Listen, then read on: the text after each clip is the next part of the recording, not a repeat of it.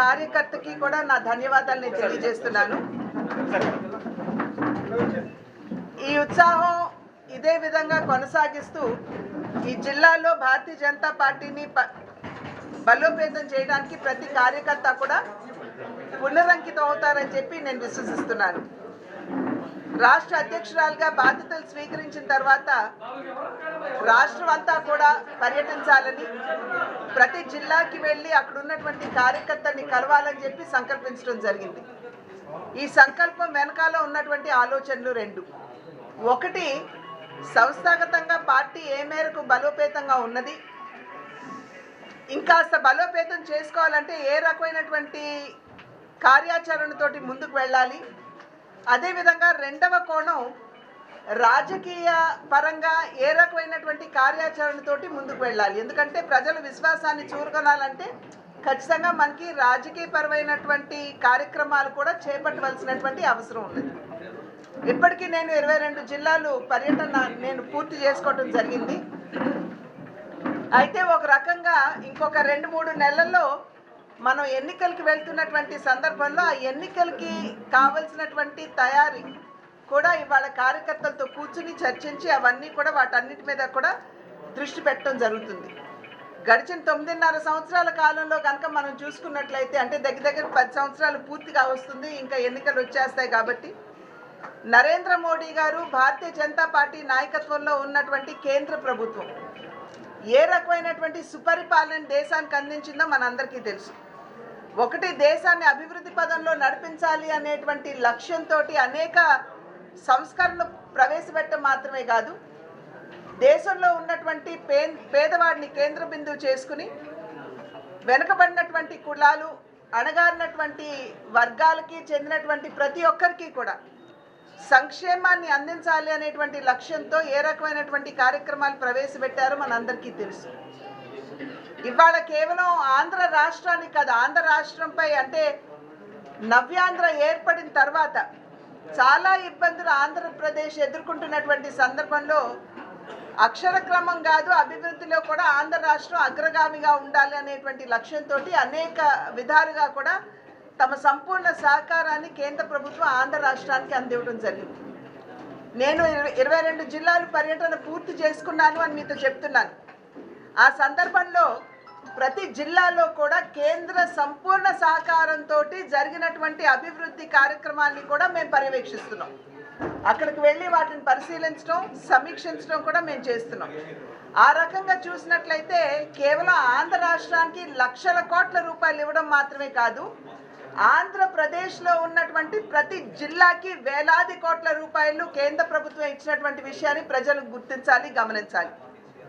ఎందుకంటే మా భారతీయ జనతా పార్టీపై ఒక అపవాదు, ఏమాత్రం కూడా ఆంధ్ర రాష్ట్ర అభివృద్ధికి భారతీయ జనతా పార్టీ సహకరించదు అనేటువంటి ఒక అపవాదు భారతీయ జనతా పార్టీ మీద వేసినటువంటి సందర్భంలో ప్రతి జిల్లాకి వెళ్ళినప్పుడు ఆ జిల్లాకి ఏ మేరకు కేంద్ర ప్రభుత్వం తన సహకారాన్ని అందించిందనేటువంటి విషయం పాత్రికేయ మిత్రుల ద్వారా అక్కడ ఉన్నటువంటి ప్రజలకి మేము తెలియజేస్తున్నటువంటి నేపథ్యం.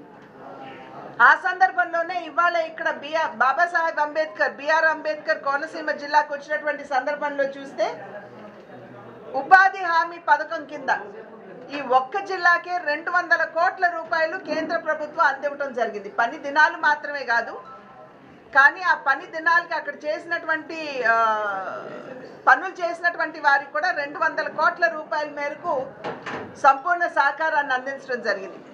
అదేవిధంగా జల్ జీవన్ మిషన్ కింద, అంటే ఈ జిల్లాలో ఉన్నటువంటి ప్రతి వారు కూడా శుద్ధమైనటువంటి నీరు త్రాగాలి, లేకపోతే అనారోగ్య పాలవుతున్నారు అనేటువంటి విషయాన్ని గుర్తించి జల్ జీవన్ మిషన్ కింద 275 కోట్ల రూపాయలు కేంద్ర ప్రభుత్వం ఈ జిల్లాకి ఇచ్చినటువంటి విషయం మీ ద్వారా ప్రజలకి తెలియజేసుకుంటున్నాం. అదేవిధంగా మన ఈ జిల్లాలో ఒక మెడికల్ కాలేజ్ 475 కోట్ల రూపాయలు సంపూర్ణంగా కేంద్ర ప్రభుత్వ సహకారంతో ఇవాళ మన జిల్లాలో ఒక మెడికల్ కాలేజ్ వచ్చేటువంటి అవకాశం ఉన్నది. దాని మీద కూడా దృష్టి కేంద్రీకరించడం జరిగింది. అదేవిధంగా కోటిపల్లి నుండి నర్సాపురం ఏదైతే చిరకాల వాంఛ మనకి రైల్వే లైన్కి సంబంధించి ఉందో 1100 కోట్ల రూపాయలు కేంద్ర ప్రభుత్వం ఇప్పటికే కేటాయించింది. కానీ రాష్ట్ర ప్రభుత్వం తన వాటాగా ఇవ్వాల్సినటువంటి 385 కోట్ల రూపాయలు ఇప్పటి వరకు కూడా సరిగ్గా చెల్లించినటువంటి సందర్భంలో ఆ పనులు నత్తనడకన సాగుతున్నటువంటి విషయాన్ని ఇక్కడ ప్రజలు గమనించాలి. ఎందుకంటే ఈ ప్రాంత ప్రజలకి ఇది ఒక చిరకాల వాంఛ. మనం ఖచ్చితంగా కోటిపల్లి నర్సాపురం రైల్వే లైన్ చూడాలి అనేటువంటి కళ రాష్ట్ర ప్రభుత్వ సహకారం లేనటువంటి సందర్భంలో అది కలగా మిగిలిపోతుంది అనేటువంటి ఆందోళన చాలామంది హృదయాల్లో లేకపోలేదు. అదేవిధంగా అమలాపురం నుండి రావులపాలెం వరకు హైవే ఆ నిర్మాణం కూడా కేంద్ర ప్రభుత్వ సహకారం అయితే సంపూర్ణంగా, అది కూడా ఇక్కడ ఉన్నటువంటి ప్రజలు గుర్తించాలి. అమలాపురం నుండి రావులపాలెం హైవే NH 216 ఏదైతే ఉందో ఇప్పుడు మనం అనుకున్నాం, దానికి 1093 కోట్ల రూపాయలు, అంటే దగ్గర 1100 కోట్ల రూపాయలు దానికి కేటాయించడం జరిగింది అని చెప్పి మనం అందరం కూడా గుర్తించాలి. అదేవిధంగా డ్రెడ్జింగ్ కార్పొరేషన్ ఏదైతే ఉందో మనందరికీ తెలుసు, ఇక్కడ అంతర్వేదిలో 1800 కోట్ల రూపాయలతోటి దాన్ని కూడా ఇవ్వటం జరిగింది. మినీ హార్బర్ ఒకటి ఇక్కడ మన ఈ ప్రాంతానికి కేంద్ర ప్రభుత్వ సహకారంతో, రాష్ట్ర ప్రభుత్వం కాదు, కేంద్ర ప్రభుత్వ సహకారంతో ఒక మినీ హార్బర్ నిర్మాణం కూడా ఈ ప్రాంతంలో జరిగేటువంటి అవకాశం ఉంది.